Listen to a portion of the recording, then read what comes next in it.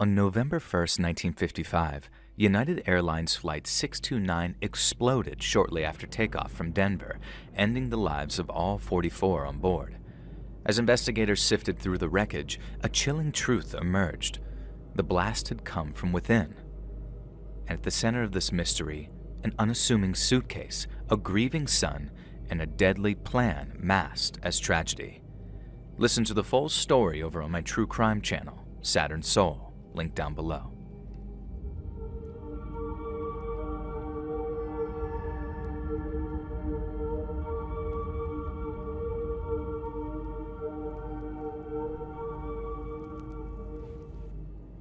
About 10 years ago now, my dad passed away. He died of natural causes, but it was so sudden that it hit us really hard. And then maybe a month or so after all the funeral and inheritance stuff, I got asked if I wanted a few boxes of his things. My mom and dad divorced when me and my little sister were kids, and he lived on the other side of the state, so we only ever saw him on weekends and only ever if he was free. He was a big workaholic and didn't have much time for us growing up, so when it came time to divide up the boxes of his stuff, she told me that I was welcome to all three. I took delivery of the 3 cardboard boxes a couple of days later, and then for about a week, they sat untouched in my living room. Now, opening them meant accepting that he was gone and that he was never coming back.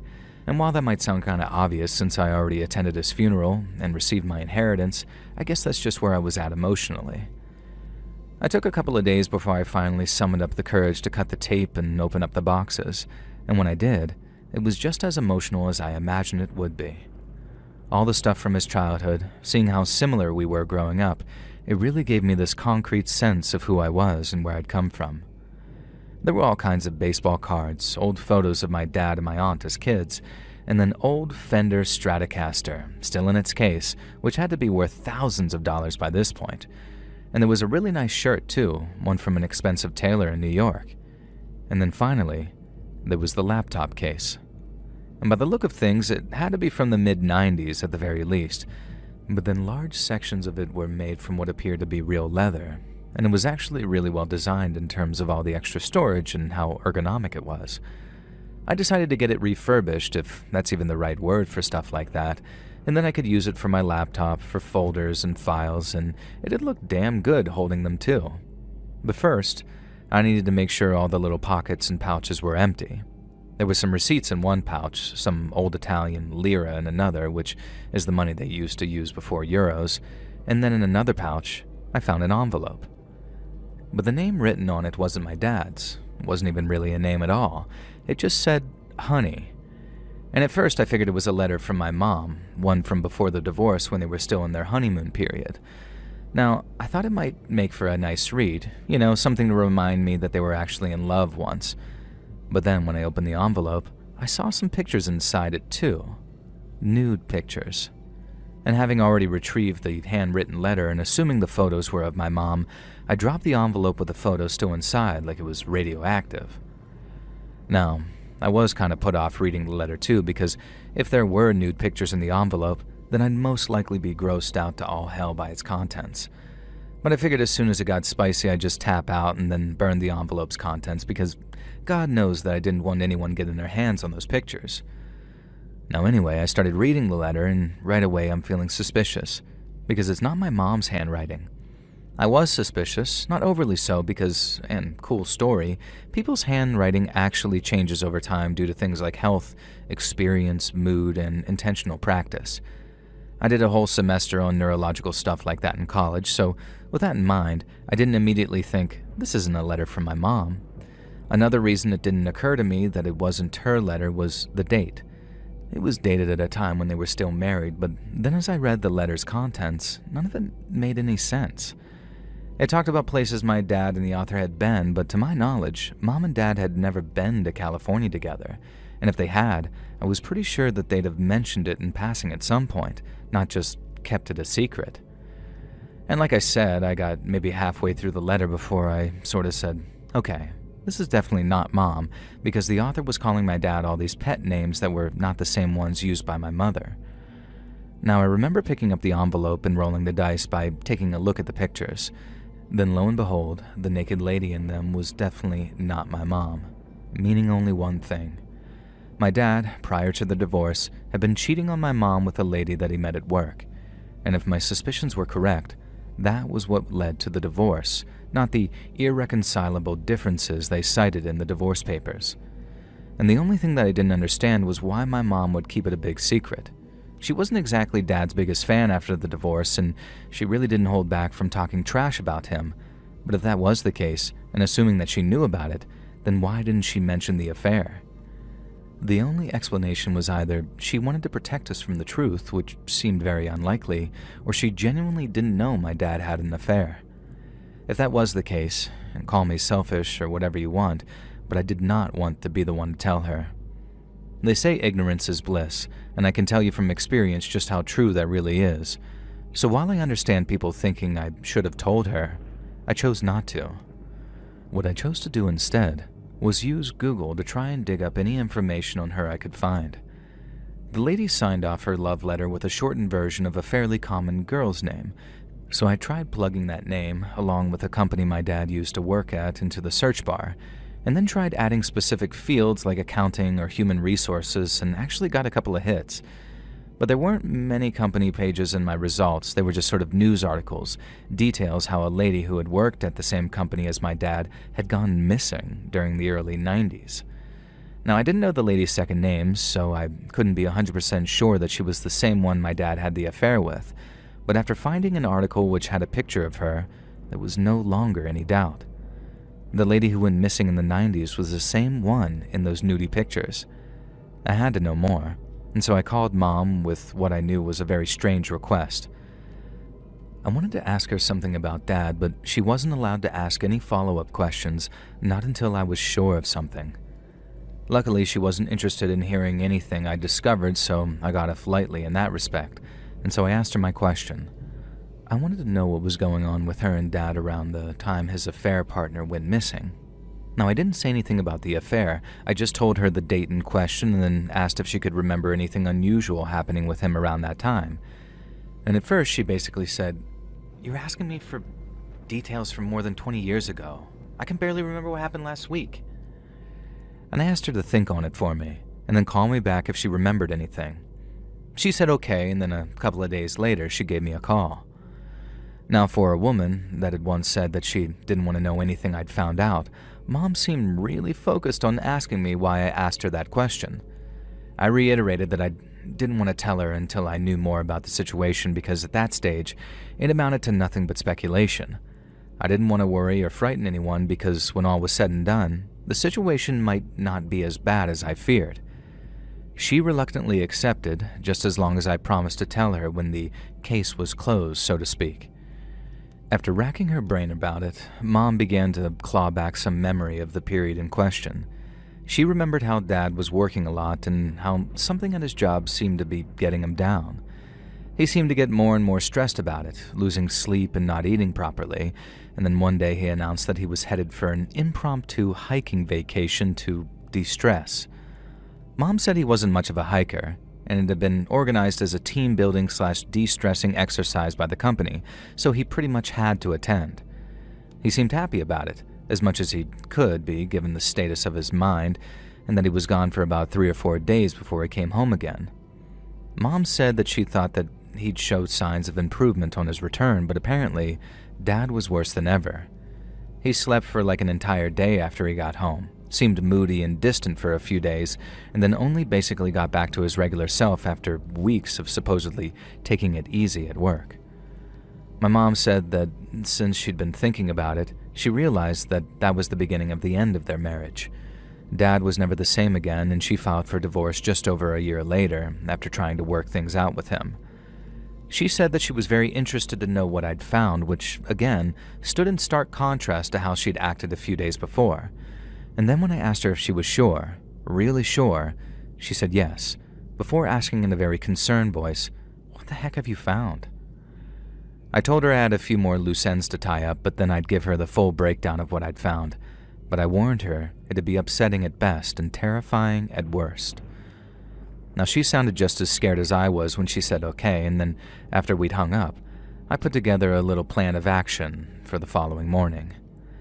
I was going to call the cops, tell them I had some information regarding a missing persons case from the early 90s, and then hand over the love letter connecting the missing lady to my dad. I told them all about what my mom had said too, how Dad had been acting weird around the time the lady disappeared. But I don't think that helped much. They needed hard evidence, not the anecdotal kind. It was probably the single most surreal, heartbreaking, and depressing thing I've ever done. Report my own father for potentially being a murderer. But if it had helped solve this poor lady's case, who probably had family out there hoping she was alive, then I kind of had to, didn't I? It didn't come to anything, like my dad was never announced as a suspect or anything like that, and aside from the report I gave, the cop only called back once to confirm a few details that weren't in my statement and then never called again.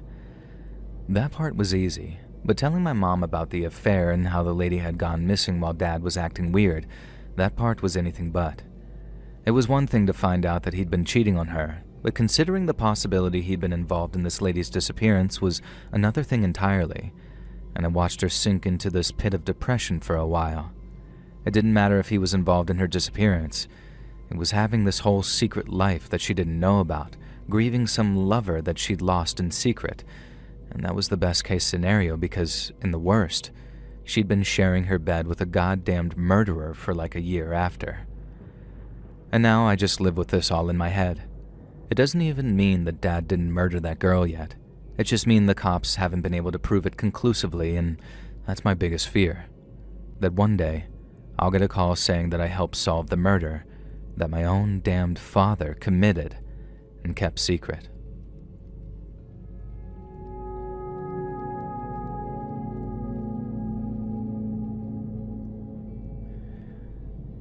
What feels like a long time ago now, I went to stay with some relatives over the holidays. Late on Christmas Day, the party was winding down, and I was sitting with my uncle and a few others while we finished off a bottle or two. My aunt and uncle decorated their kitchen almost entirely with pictures of themselves and my cousins, so we spent quite a while looking at each of them and either reminiscing or harmlessly poking fun. I remember we were laughing at one picture because my uncle's 70s hair was absolutely hilarious. Then, as he took it all in good humor, he got up and said something like, "If you think that's funny, wait until you see Aunt Janny's hair from the 80s. She thought she was Grace Jones." Now we're thinking no way, and my aunt tells him that he's a dead man if he brings those photo albums down from their bedroom. But my uncle didn't listen, and somehow he lived to see another day. Aunt Janie's hair was cool as heck, by the way, and then since my uncle brought down a whole box full of photo albums for us to flick through, we started passing them around. I found myself flicking through this one album that contained much older photos than the others.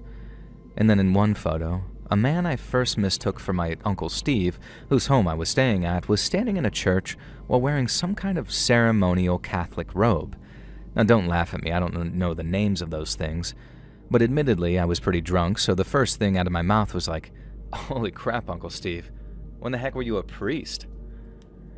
Now he was pretty drunk too, so for a second he says, "I've never been..." And then he shot me this look like he'd just done something he shouldn't. Then, and he wasn't mean or aggressive about it, but he quickly took the album away, saying, "I think we've seen enough from this one." Now I'm wondering why he's all embarrassed about it, but when Aunt Janie realized what was happening, she immediately rose from her seat, took the album, and returned it upstairs. And when she returned, I asked her what the deal was and why she seemed so desperate to remove that particular album.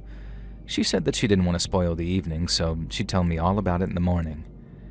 And the next morning, after a very hungover breakfast, I waited for an opportune moment to ask my Aunt Janie about the photo I saw. She sighed and said something like, "I've been hoping you've forgotten all about that." But she stayed true to her word, put on a pot of coffee, and started telling me the story. And so the first thing you need to know is that the man in the religious clothing was not my Uncle Steve. It was his non-identical twin, Simon. They still looked hella similar, but had apparently taken very different paths in life because Simon went off to join the seminary or whatever after college. Now, I thought it was odd that I was only just getting an introduction to him, but over the course of the next half hour or so, it made total sense why no one talked about him anymore. Now, after graduating from the seminary, now don't crucify me by the way, I don't know how it all works, my Uncle Simon ended up moving to Nebraska. He worked here on the East Coast for a while, but then was offered some big shot job working for the church way over in Lincoln, and so that's where he went. He stayed in Lincoln for around 10 years, and then one day, he forwarded Uncle Steve a new address and a phone number. Steve thinks he's been promoted or something, and so he calls to congratulate him. But Uncle Simon hadn't been promoted. He'd retired from the church, yet he wasn't some senior, he was in his mid-30s. Uncle Steve thought that Simon sounded weird on the phone, so he drove all the way out to see him at his new place to make sure that he was okay. Well, Uncle Simon was not okay. He was drinking a whole bunch and said that he'd lost his faith and had basically given up on the world. Uncle Steve figured that he was having some kind of early onset midlife crisis and stayed with him till he got his drinking under control. And then once he was on his feet again, Steve drove home and monitored his brother by phone instead. He called him one day, and then once every couple of days, and then once a week, and by the time the calls were a week, Simon was saying something about writing a book and trying to get it published. He had a bunch of savings from his work with the church, and since he was acting stable, Uncle Steve figured that Simon was over the worst of his midlife crisis. They kept in touch, just not on the regular, but then one day, Uncle Steve called his brother and found that he wasn't answering his phone. He got so worried that he drove out to Nebraska to check on him personally, but when he arrived, he found Simon had passed away in his sleep. Uncle Steve later said that finding his brother's body like that was the worst thing that ever happened to him, but since he was so focused on reporting the death to the cops and not compromising on what might have been a crime scene, he didn't take a detailed look around Simon's house, meaning he and his family had to wait about a week or two to get a full picture of what caused his death. And so the first thing that Uncle Steve found out was that Simon died from some kind of liver disease caused by his drinking. He'd apparently started up again in secret, and it all just caught up with him one day in the worst possible way. And then, once they were clear to collect his belongings, Steve found out why his brother had started drinking again, and that it's all to do with that book that he was writing. Now, this was back in the early 90s, so Simon had one of those electronic word processors to write with. Well, Steve ends up taking it home and asks it to print out what's stored on it, and it prints out everything Simon had written over the past couple of weeks. It turns out Simon's book was about his time in the church, but it read like a damned confession. Basically, the big high-profile job that he'd been given in Lincoln was essentially a public relations role, in that his job was to maintain good relations between the Catholic Church and the people of Nebraska. But this was a PR role unlike any other because the specifics involved visiting the families of children who had been abused by priests or whoever and convincing them not to take any legal action. And he did this by telling them the offending priests would be moved and also by offering them pretty measly amounts of cash, considering these kids would be scarred for life, obviously. If they didn't comply, he'd move on to threatening them with countersuits and whatnot, saying that it'd be much easier and much less costly for them to just move on. Now, you might think that that kind of thing only happens maybe once every few years or so, or if you're naive to the Catholic Church, that is. But for those that aren't, well, I'm guessing you're already wise to the fact that there were a lot of these cases for Uncle Simon to deal with. There was a time when he had one family a week, sometimes two if the schedule got a little congested, and he wasn't just confined in Nebraska either. He traveled to all the surrounding states, using either the carrot or the stick to convince these poor, victimized families to take the money and shut up for the good of the church. And the way they justified this, the church I mean, was absolutely nightmarish.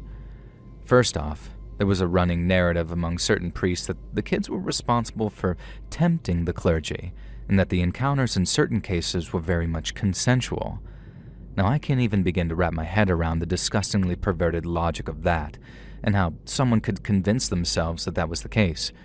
But I can kind of understand the next group, who thought certain parents were just trying to get money out of the church. Uncle Simon wrote how certain people, himself included, didn't doubt that there were a handful of legitimate cases, but they also believed the Michael Jackson hypothesis, as they put it, that one legit case sparked dozens of fake ones, with each set of parents only looking for a payout. That one was a lot easier for people to believe, but then there were the priests who straight up believed all the cases were legitimate, but didn't care because to them, the overall benefits of the church outweighed the negatives of the abusing priests. Uncle Simon lasted in that job for 10 years, A whole decade of ensuring that evil didn't get punished. And then one day it just caught up with him, I guess. He'd been living in his messed up predatory echo chamber for so long that when he finally saw the light, it drove him nuts and turned him into a major alcoholic. I get it too. Like if one day you realized you'd been a total piece of crap, like legitimately enabling evil to exist in the world, what else is there to do but isolate yourself, drink yourself into a stupor, and just wait around to die? You failed at life in one of the worst ways possible, and I don't think people can come back from something like that. Once they found out what Simon really did for a living, the way my Uncle Steve dealt with it was just not talk about it. He didn't do therapy or anything like that. He just shut him away in a box somewhere in his mind and pretended he didn't even have a brother anymore. Simon was just some guy he happened to grow up with who no longer deserved any thought. I remember asking if Uncle Steve had maybe forgotten the picture was there or if he kept one last picture of his brother to remember him by. Aunt Janie said that it was definitely the latter. Steve knew that picture was in that album, and it wouldn't have mattered if he was blackout drunk. He wouldn't have brought it downstairs unless for some reason he wanted us to see it. We figured it might be a cry for help or something, and all that feeling was bubbling up after all those years. But to my knowledge, he never talked about it. I mean, maybe he did talk about it with my aunt and asked her not to broadcast what he said, but who knows? And I sure hope he did anyway, because it's not healthy to keep that kind of pain buried inside like that. Not healthy at all.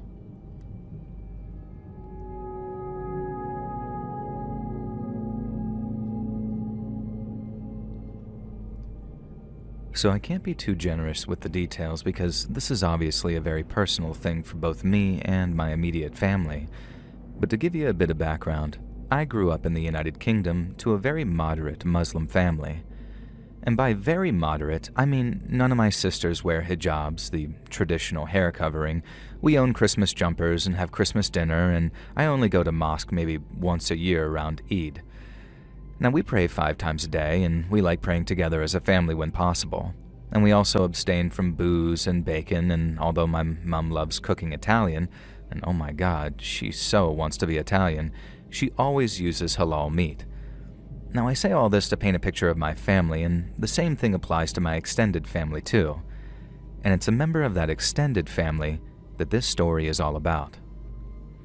In September of last year, so 2024, me and my sister were reminiscing over Snapchat. We got talking about a party that we went to when I was 6 and she was 8, and how we fell out because I refused to wear a different colored dress than her.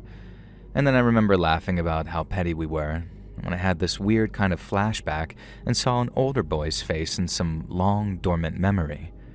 Now, I did a quick mental inventory, counted all of our cousins in my head, and then realized that he was a spare. And by that I mean I couldn't quite remember if he was a relative or not. In the end, it was just me and my sister who group texted our mom to get her to settle it once and for all. But then, the strangest thing happened. We knew this boy was real. I mean, all our brothers and sisters remembered who we were talking about, but when we asked Mom, she denied all knowledge. We were texting her like, was he this auntie's son or that auntie's son, thinking that Mom's going to suddenly remember and say, oh yeah, I remember now. But she didn't. She just kept on saying that she didn't remember until it actually got kind of weird. Now, the next time I was home, I went through all the family albums trying to find a photo of the boy that I was talking about. And there were a lot of old photos of birthday parties, iftars, and Eid celebrations, but I didn't see the face of that older boy anywhere. It got to the point where I started to feel a bit mental, but I knew that I wasn't just imagining stuff, and so I ended up asking my dad if he remembered who I was talking about, and when I did, he started acting very, very cagey. Now, he got this almost frightened look about him, and then couldn't hide the nervousness in his voice when he said, "Have you asked your mom?" Now, he might as well have said that spy thing. You know the one.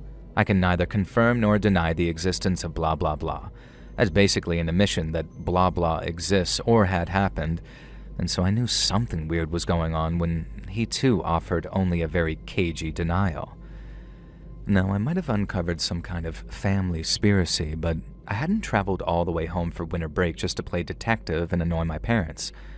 Now, I thought about it once or twice, and I spoke to my sister about it too, who agreed something weird was definitely going on.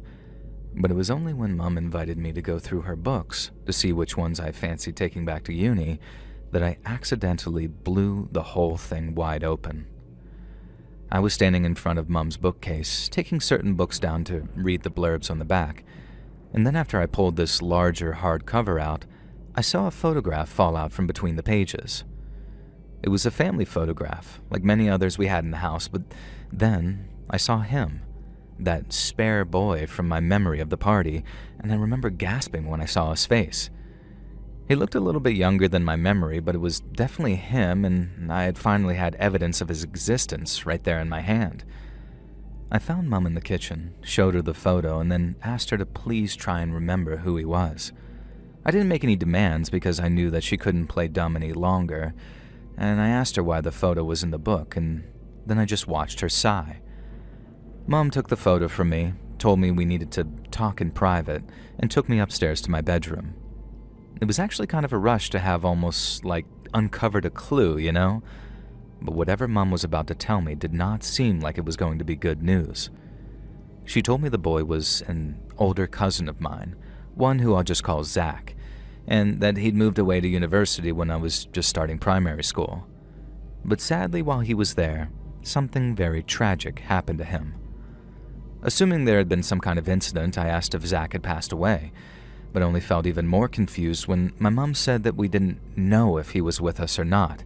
He was just missing.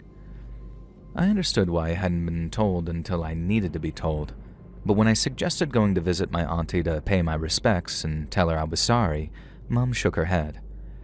I also understood that parents protect their kids from certain painful truths, but I didn't understand it one bit when Mom said that, and I'm using her words here, we don't talk about him anymore. I was very taken aback. A cousin of ours had disappeared while studying at uni, and we just didn't talk about him anymore? I thought that was absolutely outrageous, and I made a rare demand of my mom to tell me more. But all she'd said was that Zach had gone missing during his studies, and that we hadn't heard from him since. And it was Mom's decision not to talk about him anymore, and the family respected that by not having any photos of him around or in any of the albums, because the last thing Mom and Dad wanted was to dredge up painful memories for her.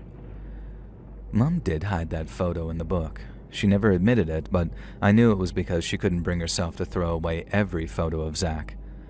All I wanted to know was why, but trying to get her to tell me only started a massive fight. We made up the next morning, and everything was fine till I went back to uni after winter break. But when she dropped me off at the station, Mom warned me not to talk to my aunt about it. She understood I'd be curious, but she wasn't making it up when she said that my aunt wouldn't want to talk about it. She made me promise her that I wouldn't try it, and I did. I promised her. But God forgive me, it was a promise I didn't keep, and sometimes I think I'd do just about anything to be able to turn back the clock and properly honor that promise. The only clue Mom had given me regarding Zach's disappearance was the time of year that it occurred. I don't know if it was deliberate or if it just slipped out when she was describing how it happened, but she told me that Zach hadn't come home for winter break. And that's when it all started. Mid-December, so while I'd missed the anniversary of it by about 3 weeks, I knew my aunt still had it on her mind, in the way that people do have stuff on their minds when it comes to certain anniversaries. And so after getting dropped off at the station, I chose not to catch my train. I told myself I'd catch the next one, which was roughly 2 hours from then, and in the meantime, I'd go buy some flowers and drop them off at my aunt's house.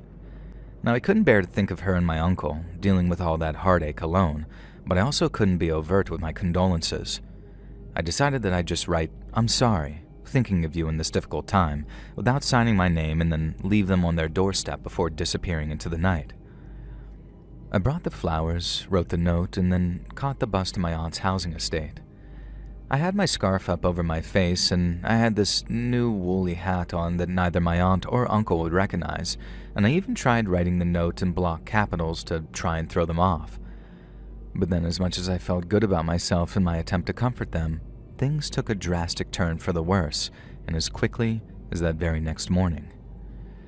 Early that next morning, I got a call from my aunt, and the moment her name appeared on my phone screen, I thought, uh-oh.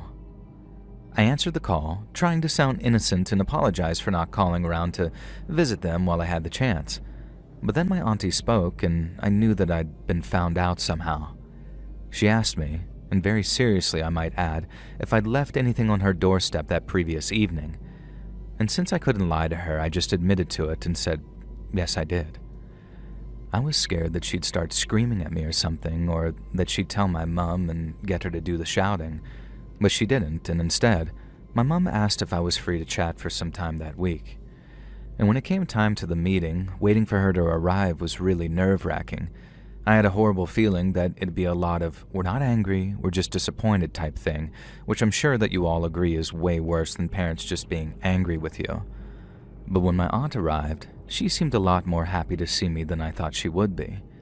She wasn't angry with me, she wasn't even disappointed. There was just something really important that I needed to know, and she wasn't going to enjoy telling me. And so after getting comfortable and making us cups of tea, my aunt asked me to fill her in on what I already knew. Now obviously, all I knew was that Zach had disappeared under mysterious circumstances. But to her, the circumstances weren't mysterious at all. The issue wasn't so much that he'd vanished, it was that Zach had let my aunt know exactly where he was and exactly what he was doing. My aunt said that when he first went missing, Zach wasn't responding to any texts or calls. He was supposed to arrive home on a Friday evening in December, then when my aunt hadn't heard from him by about midnight, she called the police to tell them something was wrong. My aunt said that she had this terrible feeling that he'd had a car accident on an icy road and was dead in a ditch somewhere. But not even 24 hours passed before the police called her back to say that they'd found Zach's car in an airport car park. Now, my aunt said that she went from relieved to worried again because Zach hadn't mentioned anything about flying anywhere. Then, when she asked where he'd gone, the police told her he'd flown out of the UK on the same day that she reported him missing, and that he'd flown to Turkey. My aunt had next to no bloody clue what he'd flown to Turkey for. He wasn't the type to jet off on some lad's holiday without saying anything, and it wasn't like he'd have to conceal some romantic getaway with a girlfriend because they didn't mind if he dated responsibly. And the police said that they'd be in touch because they were in the process of reaching out to Turkish authorities. But between then and when they called her back, my auntie ended up mentioning the disappearance to a friend. Yet when she mentioned the word Turkey, her friend's face turned ashen. God bless her. But my auntie doesn't exactly keep up with the current events because she had to have had her friend fill her in on why Zach's trip to Turkey had alarmed her so much. She'd heard some stuff on the news about a terrorist group in the Middle East, but without trying to sound flippant, when has that not been the case? Some of my earliest memories are of watching the news and seeing soldiers in Iraq and Afghanistan, so I totally understood why my aunt thought same crap different day when she caught bits on the news. What she didn't realize was that a significant number of young British men and women were using Turkey as a staging post to be smuggled into another country, Syria. These people, who tended to be between the ages of 15 to 30, weren't off on their holidays or romantic weekends with partners. They were out to join a group which had been called many different things in many different countries, but here they were called ISIS, or the Islamic State of Iraq and Syria. My auntie's family were very similar to ours and very strict with their Islam. Zach was allowed to date, and he went to the pub for a J20 after 5-a-side football, and as far as my auntie knew, he was just about as far from an extremist as it was possible to get. And so this Turkey thing was either a romantic getaway or, as my uncle suggested, a trip to Istanbul to watch his football team play away.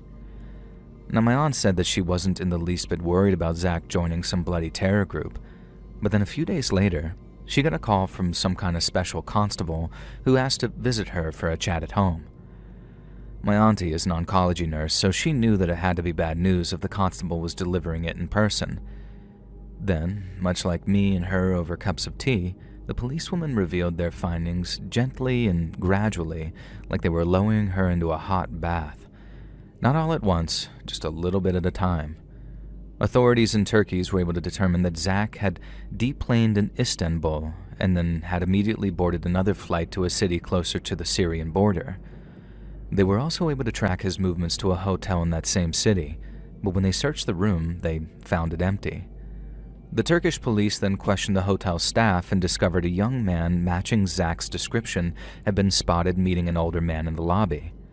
The staff remembered it because one man spoke Arabic with a distinctly Syrian kind of accent, while the other spoke it like he was still learning. Police were 90% sure that it was Zach who'd met with the Syrian guy, in which case there was a chance that that was his guide to help him get into Syria, and one of the reasons Zach might go to Syria was to join a terrorist organization. The policewoman in the UK didn't know if that was ISIS or the tons of other groups fighting against the Syrian government, but if he hadn't told my aunt, there was a good chance that it'd be something that she wouldn't approve of, meaning that there was a very distinct possibility that Zach had joined ISIS.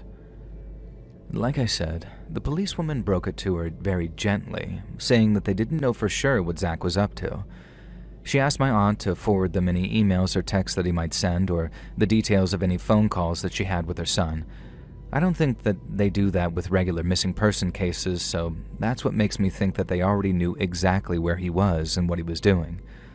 My aunt, on the other hand, refused to believe it. She said that she spent a few days in blissful denial until an email finally appeared in her work inbox. It was from Zach, and while he would have considered it an apology and an explanation, the police considered it nothing short of a typed confession. Zach didn't say exactly where he was or even that he'd joined a particular group.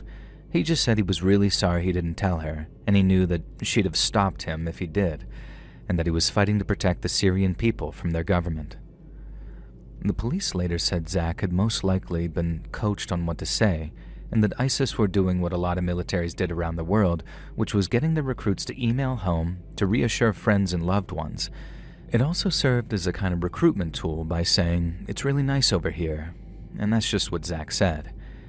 He said that he was happy to be in the caliphate, which is the Arabic word meaning religious state. He also said that he'd been welcomed like a hero, and that his ISIS commander had given him and a few other British lads a week's free stay in a luxury hotel, so they could acclimatize to the weather before their training started. Zach said that after that week was up, he wouldn't be able to reply to any emails for a while because they could only send them on secure connections or something. Now, my aunt also said that he seemed to think that once he'd laid out his reasons and all of that, my aunt might actually be proud of him. But she wasn't proud of him. She was terrified. She sent him an email back telling him to come home as soon as he was able, but he didn't reply for a couple of weeks. And when he did, my aunt said that he sounded brainwashed. In his email, the things Zach said sounded so unlike him that my aunt thought that someone else might have written it. Zach liked football, hip-hop, and was happy as Larry being at university with his mates. But in that email, he talked about jihad, martyrdom, and how much he hated the kuffar, the Arabic word for unbelievers. He was misquoting scripture and religious rulings to excuse what he'd done. And then in response to my aunt saying that she couldn't picture her little boy hurting anyone, he said that he wasn't her little boy anymore, and that the people he hurt weren't people at all, so she shouldn't feel bad if he hurt or even killed them. At one point in the email, Zach tried reassuring my aunt that not everyone he captured would be killed. For the most part, the women and kids he captured would either be kept as his own personal slaves or would make him rich after being sold in the slave markets. And as I said, my aunt struggled to believe that he'd written things like that.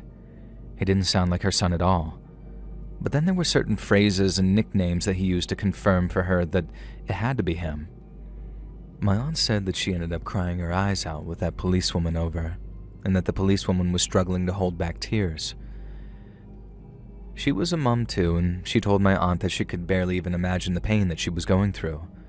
There was also very little that they could do at that point because Turkish authorities couldn't pursue him into Syria, and the best my aunt could do was reply to the email Zach had sent, begging him to come home while tugging on his heartstrings. She did as the policewoman asked and wrote him long, heartfelt emails touching on his childhood, how much everyone loved him, and how he wouldn't get into that much trouble if he just came home and cooperated with the police. She had to wait weeks for another reply, and when it came, she hoped that what she'd said had gotten through to him. But it hadn't. Quite the opposite, actually, because what Zach wrote was even worse than before. He'd completed his training, and his first mission, his unit had been ordered to attack a Kurdish village in the north of Syria. The defenders fought fiercely but were eventually overrun, and then all the civilians were gathered in one place. Zach said they separated the men from the women and kids, and then one by one, they dragged the men into an open field and cut their heads off. Zach said he personally beheaded a man who prayed to some other god before he was killed. He said that confirmed what he was doing was the right thing, and that they hadn't sent him to kill other Muslims but unbelievers. All that was obviously massively upsetting for my auntie, but she said the worst thing about it was the glee with which he wrote his email. Zach acted like killing people and forcing women and kids into slavery was his single greatest achievement. He acted like it was his one-way ticket to Jannah al-Firdaus, the highest tier of heaven. And even though there is tons of stuff in the Quran which tells us not to hurt innocent people, only aggressors who threaten us in our homelands, though. One quote is from verse 32 of Surah al-Madah, and it says, "Whoever takes a life, it will be as if they killed all of humanity, and whoever saves a life, it will be as if they saved all of humanity." My aunt wrote that into one of her emails, but Zach only addressed it in a roundabout way, saying people were misquoting the Quran to justify Muslims being weak and not defending themselves. It was like Zach was ignoring everything which told him to be peaceful in favor of any verse that might possibly justify terrorism and murder. And it broke my auntie's heart so badly that I don't think she's ever going to fully recover. She emailed him back, once again begging Zach to come home, and then she waited for a reply that never came. That email, talking about the attack and cutting people's heads off, was the last time my auntie ever heard from Zach. According to the people from the Home Office, they think it's more than likely that Zach was killed, either during an attack or from a bomb dropped on him. She'd once hoped that he'd suddenly return home after ISIS's little terror kingdom fell apart, but again, he didn't. And there were no emails, no texts or calls, just a dead silence on his end, and he was never seen again.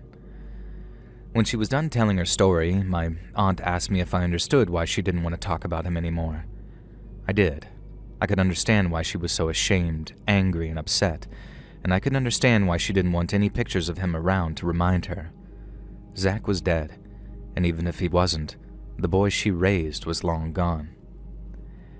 It wasn't even that she'd purged all thoughts of him from her mind. It's because she thought about him almost every minute of every day. She just didn't need anything to remind her of what her mind already tortured her with.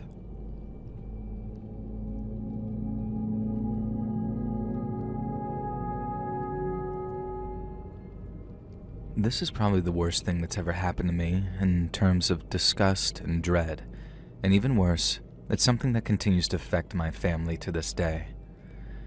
A while back, I started on the road of fulfilling my dream of opening up a daycare center. I don't want to say what state I'm in exactly, but the background checks and regulations are like very, very strict. I'm not complaining too much about that because they should be if a person is trying to work with kids. But I had to wait months and months filling out all kinds of forms and sending over all kinds of information, and part of the overall process was making sure that there were no child predators living in the area that I wanted to open my daycare. There's a website that you can use to find out where they live, and I do not recommend to use it because, holy crap, it is creepy to see just how many there are. But that's what I used to cross-reference potential sites to make sure that it wouldn't be near someone dangerous. It literally tells you these dudes' names and little info bubbles near their homes, and I remember clicking on a couple, still cringing about how many there were. And then after clicking on one of the little icons, I saw a guy who had the exact same last name as me. Again, I don't want to say what that name is, I'm not trying to dox myself, and even if I didn't give a damn, I don't want people finding my family, you know? But my point is, it's not Smith or Johnson or whatever, something common. It's actually very uncommon, and I didn't recognize the guy's first name, so I was obviously very relieved, too. But since I couldn't reassure myself that he wasn't family because of the rarity of our name, I called my uncle to ask him if I had a relative that I didn't know about. And the second I asked him, he then says, "Who told you?" And when I said that no one had said anything to me, he then told me that he'd come over to talk about it in person. It turns out this offender guy was a relative of ours, and the family had agreed to cut him off after the conviction, which by that point was almost 3 decades old, and he's already been released from prison. But after his explanation, it was time for my own, because he wanted to know how the heck I'd found out after all the older generation agreed the younger should never find out. And I told him about the whole daycare thing and how I needed to look up child predators. But when I mentioned where he lived, my uncle got very mad. Apparently, they told him that he had to leave the state because they didn't want him to darken their name any more than he already had. My uncle said that they made sure he moved away, but apparently he snuck back at some point and had been living a few counties over from us in secret. He asked what I was planning on doing about that daycare, and I told him I'd obviously have to find a different site. Our scumbag family member was the only one in the surrounding area, but with a daycare center, one is too many. But then right as I said that part, my uncle then responds, No. You keep your daycare where it is. Me and your uncles will handle it. I asked what he meant by handle it, and he told me not to worry, that within a week, I'd be able to hand in my completed daycare application without any child predators living in that area. Now, I had a lot of uncles growing up, and it was very much a case of them not always being my uncles. So when the uncle I spoke to said he was going to gather a bunch of them up so that they could handle the situation, I was so naive that I didn't hear that for what it was. When he called to say they'd handled it, my uncle added that I should probably wait a month or two before filing my application because they'd need to update the predator database to show that he didn't live there anymore. But before I could do that, I happened to catch a very brief news story on an offender that had gone missing a few counties over in almost the exact place I wanted to open my daycare.